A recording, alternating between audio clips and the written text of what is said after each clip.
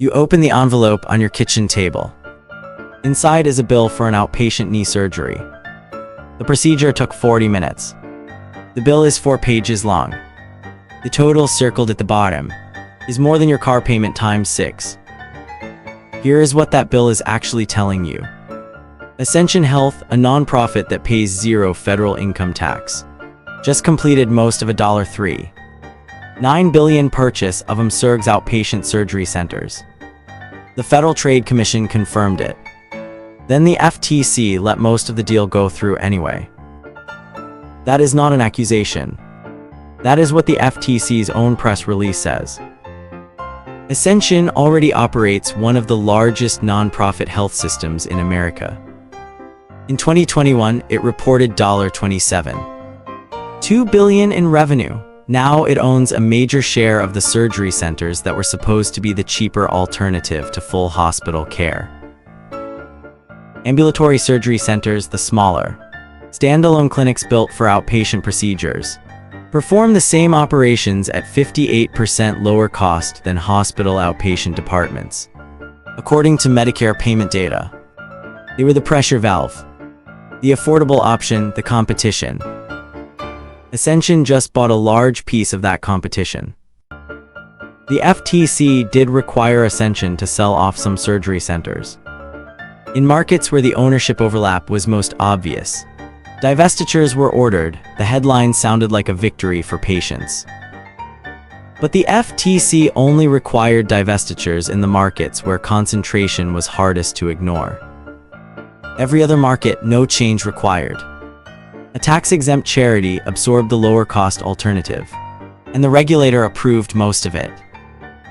What we are going to trace is exactly which centers Ascension kept and which it surrendered, and why that specific list matters more than the deal's total price tag. The math on who benefits from this arrangement looks very different once you see which markets got protection and which ones did not. Ambulatory surgery centers were built on a single promise. They would do one thing: outpatient procedures, and do it cheaper than any hospital could. For decades that promise held. A knee scope at a standalone surgery center cost, on average, 58% less than the identical procedure performed in a hospital outpatient department. According to Medicare payment data, same surgeon, same 40 minutes.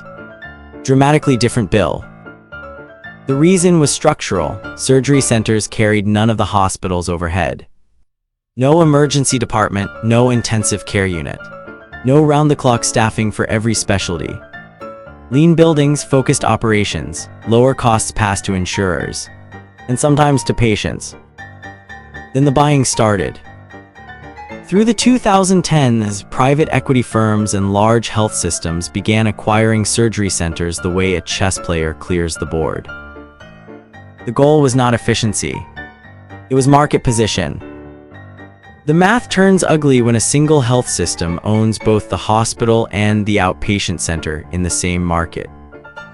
The insurer negotiating your coverage has nowhere else to go.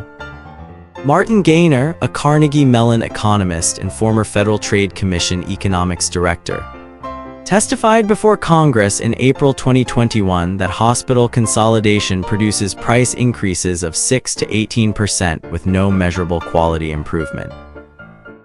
His words, hospital consolidation has led to higher prices and lower quality. The evidence is clear and consistent. The FTC saw the same pattern.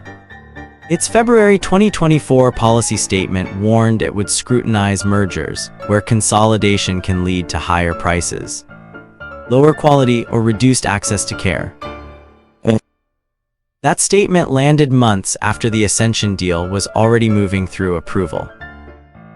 If regulators knew exactly what concentrated markets do to prices, why did the deal get approved at all? Here is what the FTC actually put in writing. In June 2026, the Federal Trade Commission filed a formal complaint against the Ascension AmSurg deal. Not a warning, not a letter. A complaint, the legal document that says a regulator believes a law is being broken. The complaint named specific geographic markets where the combined entity would control enough surgical volume to move prices. No competition left to push back. No alternative for insurers to threaten switching to. Just Ascension owning the hospital and the surgery center down the road. AmSurg is not a small player. Hundreds of ambulatory surgery centers. Millions of procedures every year. When Ascension absorbs that network, it does not just gain buildings. It gains negotiating leverage over every insurance contract in every market where both organizations already operate. Here is the number that should stop you cold. The Lown Institute analyzed nonprofit hospital finances and found that in 2022, nonprofit hospitals across the country received $28 billion in federal tax exemptions. They provided $16 billion in measurable community benefit. That is a $12 billion gap, nationally in a single year. Ascension reported $27.2 billion in revenue in 2021. It pays no federal income tax. The legal justification is charity. The mission is service to the poor.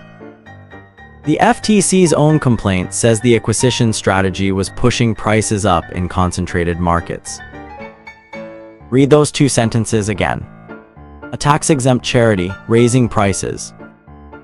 G.By at Johns Hopkins published research showing many nonprofit hospitals provide charity care that falls below the value of their tax benefit. The Lown Institute called it directly. Many nonprofit hospitals are providing community benefits that fall short of their tax breaks. So the question the FTC filing forces into the open is this. If the nonprofit designation exists to protect patients, who exactly has been protected here? And what happens in the markets where the FTC decided not to intervene? The FTC's complaint covered specific markets. That matters because it means everything outside those markets was left alone. Ascension still acquired the majority of AmSurg surgery centers.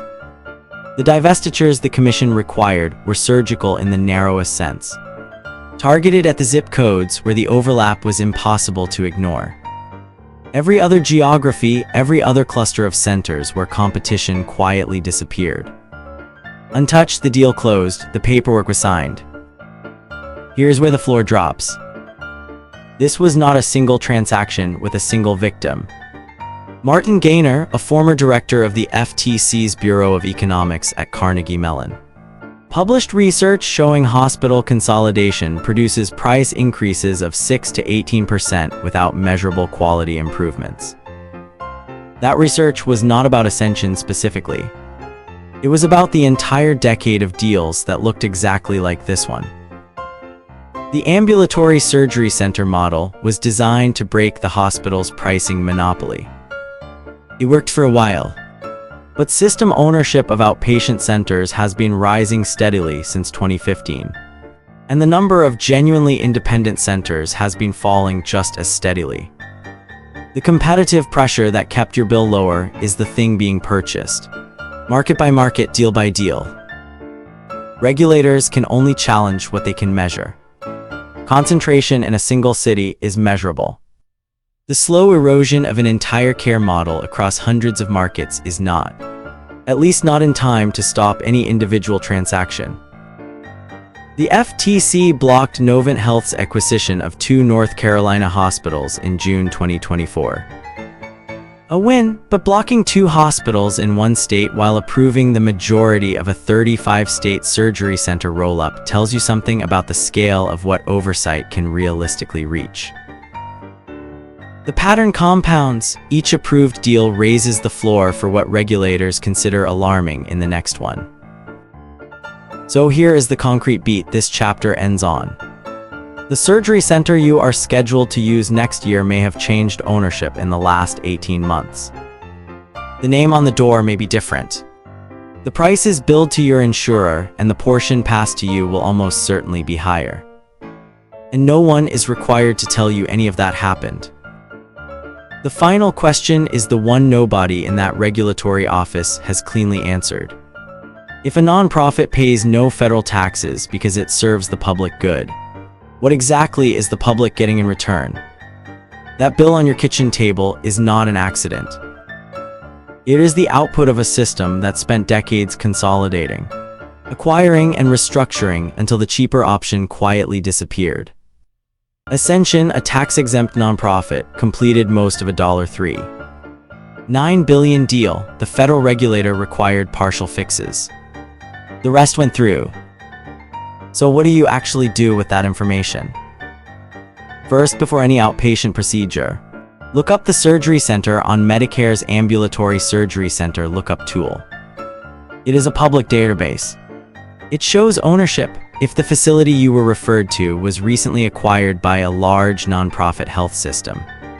You now know why your out-of-pocket estimate may look different than it did 2 years ago. Second, call your insurer before you go. Ask one specific question: is this facility in network under its current ownership? Ownership changes can quietly shift network status. A center that was in network last year may not be under a new parent company. Third, pull your local hospital system's IRS Form 990. Its annual public tax filing. Search it free on ProPublica's Nonprofit Explorer. Look at two numbers: the tax exemption value and the charity care spending. The Lown Institute found that gap nationally was $12 billion in a single year. Those 3 steps take about 30 minutes. They will not fix the system, but they will stop you from being surprised by it. Here is the fact that stays with you. The room where you had your surgery looked exactly the same before the acquisition.